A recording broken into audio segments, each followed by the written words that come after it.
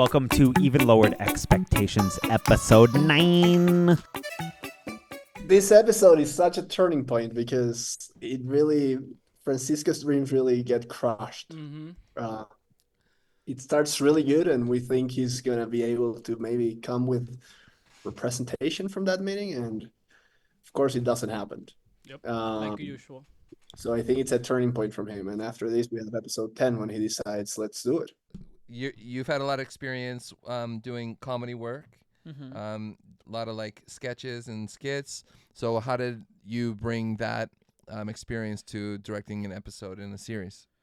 So in this case, when he showed me the script, I saw it more like a drama, because he's actually trying to make it, and this is the breaking point. Like, he in the beginning is so happy that he's gonna have a real meeting, and at the end nothing happens. That's the story of most of people who trying to make it as an actor.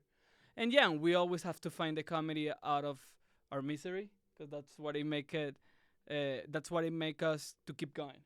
So, to be honest, I just went with the flow, and knowing the other episodes that we were shooting, I just tried to make because it's a duality from he's happy and he's not happy, and that makes the whole change in Alejandro. I think that we have been shooting 8 episodes before that. So Kevin knew what was happening and what were the shots that we were doing. So it was just like very intuitive, I believe.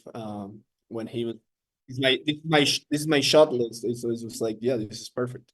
Yeah. Very smooth day of shooting. And also shout out our DP on this one, Carlo De La Rosa. Very, very amazing guy, very professional.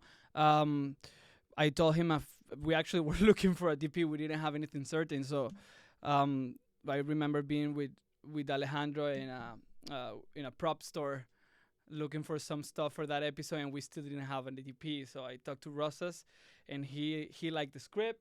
He loved it. We met, and yeah, we were good to go. On episode 8, we're on a break, and I tell Sean, I'm thinking about episode 9. Who could be the manager? And he's like, I have an idea. And he shows me a picture of Miguel.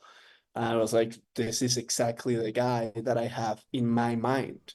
So we called him, and he was in. We learned later on that Miguel was also on Seinfeld in 1992. Yeah.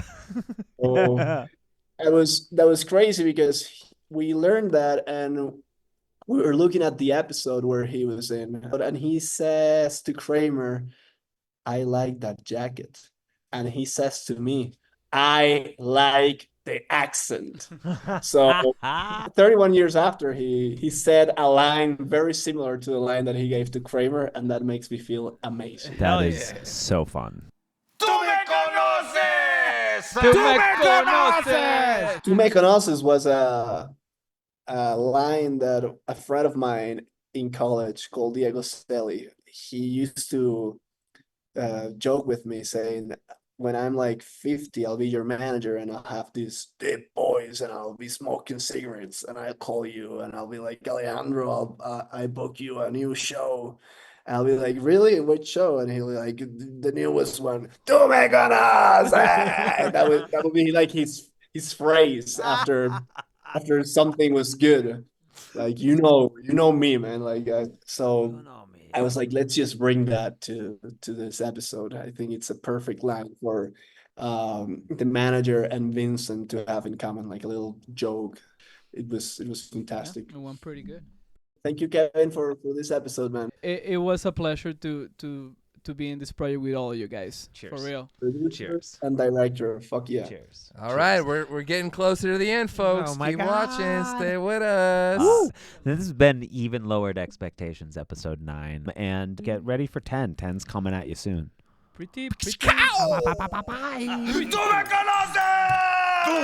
¡Tú me conoces!